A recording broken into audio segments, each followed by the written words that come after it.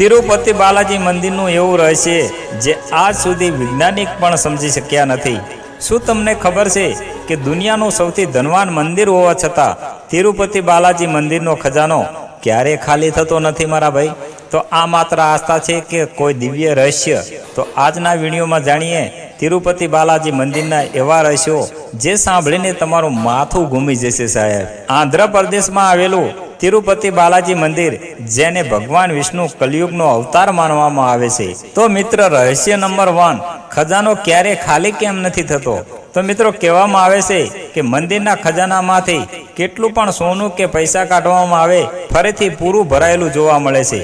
આ કારણે ભક્તો માને છે કે ભગવાન બાલાજી પોતે અહીંયા ખજાનાની રક્ષા કરે છે સાહેબ। તિરુપતિ બાલાજીની મૂર્તિ હંમેશા ઠંડી જગ્યાઓ હોવા છતાં તેમના શરીર ઉપર પરસેવાના ટીપા જોવા મળે છે। તો મિત્રો, આ કથા ચાલુ થાય છે એ સમયની, જ્યારે ધરતી ઉપર પાપ વધ્યું, ધર્મ ઘટ્યો, માનવ સ્વાર્થ બનતો ગયો। તો એક વખત ભગવાન વિષ્ણુ અને માતા લક્ષ્મી વચ્ચે નાનો એવો ભેદભાવ થયો। માતા લક્ષ્મી વેવકૂટ છોડીને પૃથ્વી પર આવ્યા। ભગવાન વિષ્ણુને માતા લક્ષ્મી વિના અધૂરું લાગવા લાગ્યું, એટલે ભગવાન પણ વેવકૂટ છોડી નાખ્યું અને તિરુપર્વત ઉપર આવીને મૌન તપસ્યા શરૂ કરી। એટલા માટે તિરુપતિ બાલાજી મૌન સ્વરૂપ ભગવાન તરીકે ઓળખવામાં આવે છે। ભગવાન અહીંયા બોલતા નથી, સાંભળે છે તમારું દુઃખ, તમારી પીડા, તમારી પ્રાર્થના, બધું। તો મારા ભાઈ, વાર્તા અહીંયા પૂરી નથી થતી। આ મંદિરમાં સોનાનું દાન કેમ થાય છે? તો સાંભળો મારા ભાઈ, ભગવાન બાલાજીના લગ્ન માતા પદ્માવતી સાથે થયા હતા।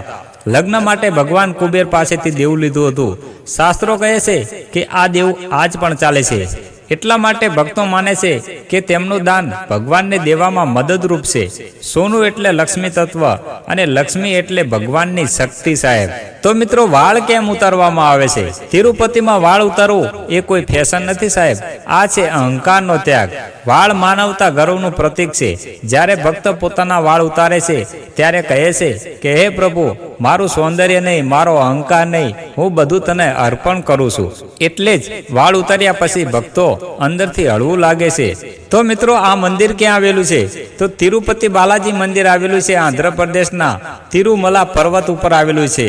અને મિત્રો, આવા વિડીયો જોવા માટે અમારી આઈડીને સબસ્ક્રાઈબ કરી લેજો અને કમેન્ટમાં જય તિરુપતિ બાલાજી લખીને જજો સાહેબ।